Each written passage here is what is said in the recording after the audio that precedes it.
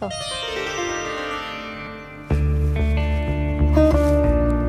আমরা কৃষককে পরামর্শ দেই যে যদি গাছের অবস্থা ভালো না থাকে 2 সারির মাঝখান দিয়ে উপরি প্রয়োগ করা হয় যে সার, এ সময়টাই যথেষ্ট।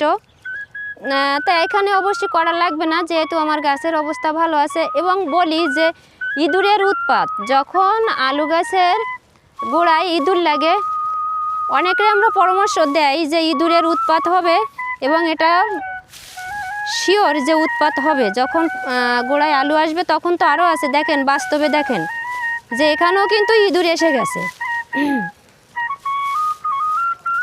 এখন যুদ্ধ হচ্ছে যে ইঁদুর কিভাবে তাড়ানো যায়।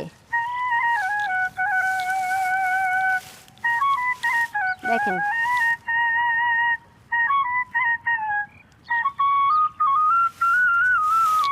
কুয়াশা, মেঘাচ্ছন্ন আকাশ সব কিছুর সাথে যুদ্ধ করার পর সর্বশেষ যুদ্ধ চলে ইঁদুরের সাথে।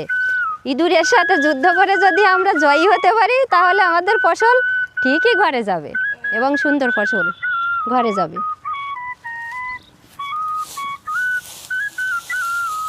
তো খুব খারাপ অবস্থা করে ফেলেছে এখানে। হায় রে, এত তাড়াতাড়ি যদি আমার সাথে যুদ্ধ করতে আসিস তা আমি পারবো কি করে।